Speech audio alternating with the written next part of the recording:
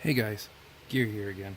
So, don't normally plan on posting two videos in the same week, but I got a little further work done. I came up to a part where I know I need to show it to you guys. So, as you can see, at this point, our bear guy is assembled. No arms, no legs. There's a reason for that. This is the shoulder joint off of a bear guy. We don't use them for the shoulders on these builds. They're actually used for the legs, and you'll see why in just a moment. Although some of you who have been paying attention can kind of see it in the background already. What we do is we simply glue the shoulder joint down. Now, it's a little bit hard to see because of where my light is, so let me just adjust that. But as you can see, you can kind of see the glue still drying and whatnot. I just did this one a minute ago. Me personally, I'm using the Tester's glue at the moment. You can use any glue as long as it's quick drying. It's just this is what I have a lot of in stock. I actually have more in my drawer, just waiting to go. So, you know. But let me show you how I do it, just so you guys kind of have an idea, because there actually is a bit of a technique I've learned over time to this. So obviously, you have this nub on the top for the ball joint for the leg. First thing you're going to do is clip that off as close to the base as you can without cutting the base plastic. I have no clue where that took off to. Okay, so moving on. As you can see, it's not a clean cut, but you know, it'll do. Next thing you do with the arm is pretty much the same thing. You're cutting off this whole portion down here. Once again, now that one I know where it went. As you can see, not exactly a super clean cut, but it does the job. Now, as you can tell from this one, this is obviously the right leg. So this is going to become the left leg. Some kits, the legs are size specific, so you got to pay attention to that. That was one of the things I did with this one. Now, you can't tell it from looking straight on, but the leg, the nub, actually angles back a little bit.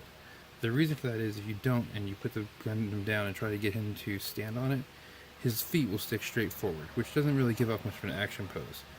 By putting this little nub on here, instead of sticking straight forward, the nub will adjust, by turning it I should say, the nub will adjust it just a little bit to where it sticks off to the side, thus making it look a little bit more like a heroic pose. So, this is the somewhat messy part, especially if you're using testers, as these tubes do like to go everywhere if given the chance. Hopefully this one is, yep, nah, not behaving. Okay, so we'll make do.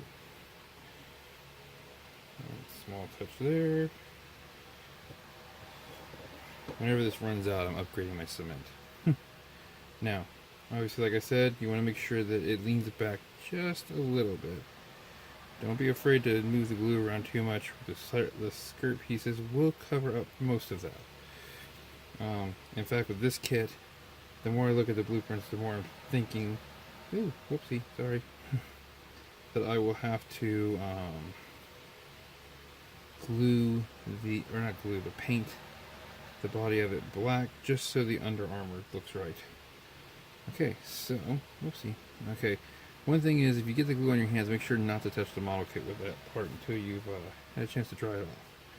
Now, once you put your second one on, make sure you compare the two, top to top, so you can see them and make sure that the angles are right. Because once this stuff dries, you're done. You don't get a second chance. And it's not very forgiving, too. Okay, I'm looking at it now. Okay, let's adjust that. This one looks like it's twisted just a little bit too far back. Now it looks like it's too far forward. What in the world? Okay. As you see, I'm just making small adjustments. I don't want to do too much. Doing too much would actually be worse than just letting it sit.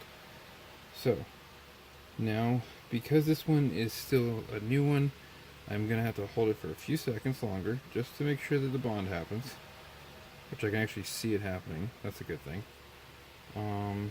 Making sure that's enough edge. I did. Once again, I'm going to line these up. That's where this lamp actually comes in handy that I have. It's got a magnifying glass built into it, so I can actually get a much better view of what I'm doing. And these guys are hard to see. Almost within range. Wait. Actually, no, they are within range. They're within what I would consider an acceptable range.